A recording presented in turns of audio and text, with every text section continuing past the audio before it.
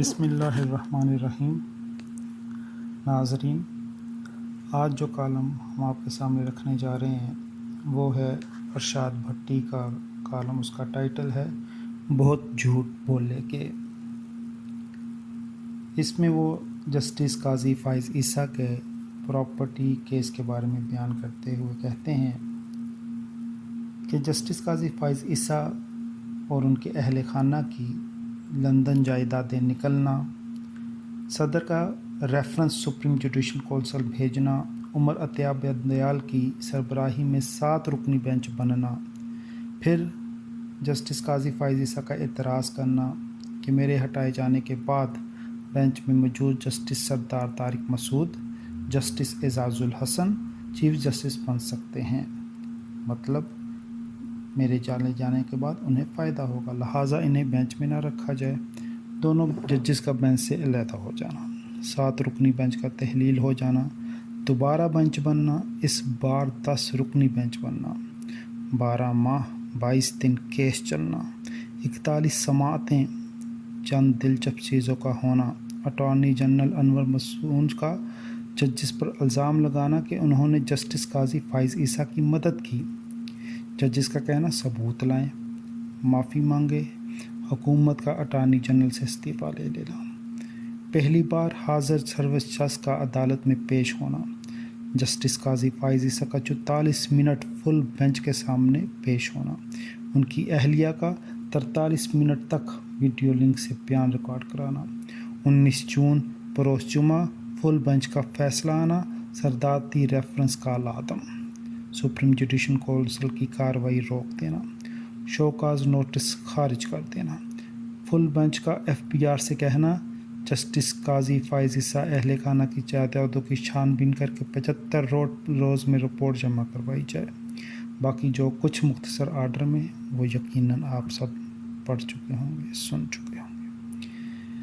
12 مہینے 22 دن جسٹس قاضی فائز عیسیٰ سے ایک سوال، 3 لندن جائیدادیں، بیوی بچوں کے نام کہاں سے آئے، ذرائع آمدنی، جج صاحب کا جواب صدارتی ریفرنس بدنیتی پر مبنی، صدر جانبدار، وزیر اعظم جانبدار، چیف جسٹس کھوسہ جانبدار، سپریم جوڈیشل کونسل جانبدار، اٹارنی جنرل جانبدار، ملکی ادارے جانبدار، ایجنسیوں نے میرے بیوی بچوں کی غیر قانونی مانیٹرنگ کی، میڈیا نے کردار کشی کی، جو کچھ ہو رہا ہے جس کے پیچھے فروغ نسیم، انور منصور، شہزاد اکبر کی تکون، فروغ نسیم کا کنڈکٹ ڈاؤٹ جیسا، شہزاد اکبر بہروپیہ، وزیر اعظم عمران خان نے کیوں اپنی بیوی بچوں کے نااساسی ڈکلیئر نہیں کیے، شہزاد اکبر کی تقرری غلط، اثاثہ جات ریکوری یونٹ غیر آئینی، غیر قانونی،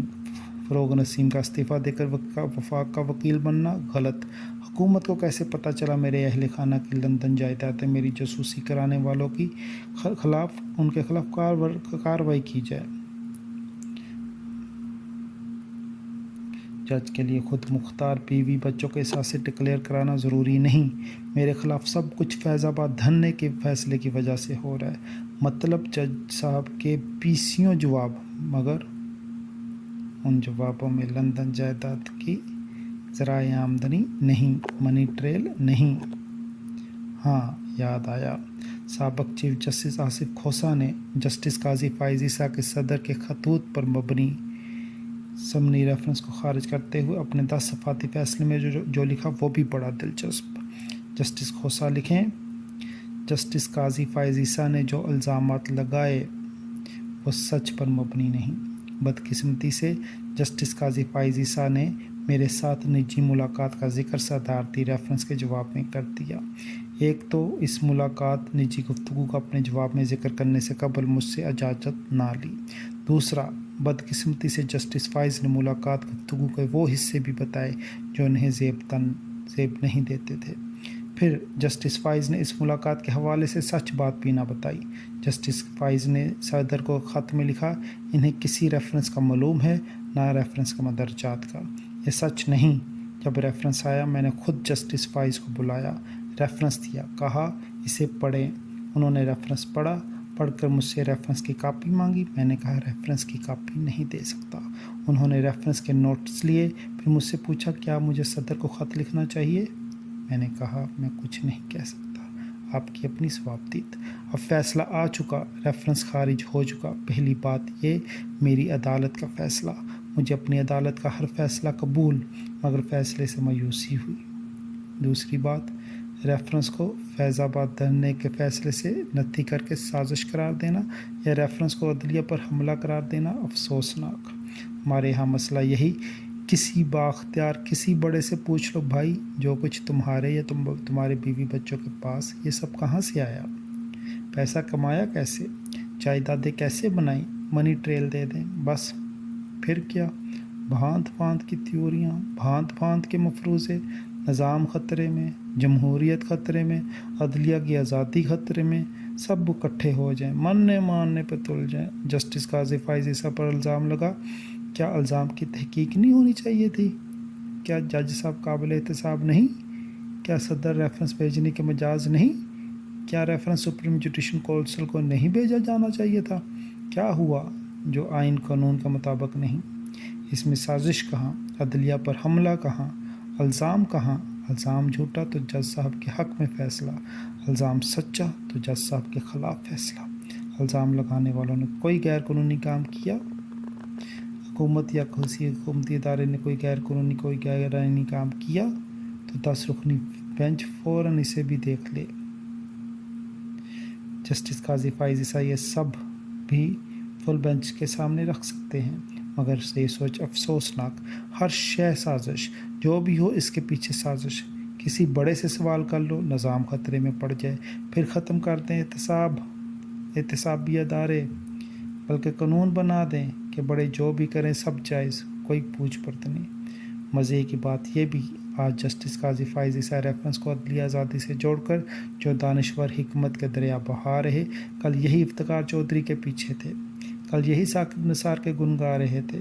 یقین نہیں آ رہا تو ان سب کا لکھا کہا ہوا موجود، دیکھ لیں، سن لیں، پڑھ لیں۔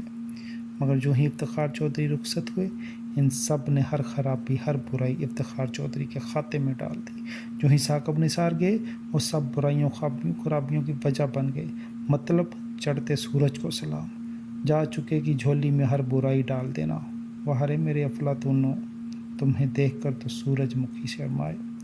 ہر معاملے میں نقلی حریت پسند بن کر اور جعلی چوگے پہن کر زندہ باد مرد آباد کے نعرے مارتے میرے افلاطونوں، سنو بہت جھوٹ بولے گے، 2 نمبری کی بھی کوئی حد۔ جی ناظرین، یہ تھا کالم جو محترم ارشاد بھٹی صاحب نے آج بروز بدھ 24 جون جنگ اخبار میں تحریر کیا۔ بہت شکریہ، اجازت دیجیے، اللہ حافظ۔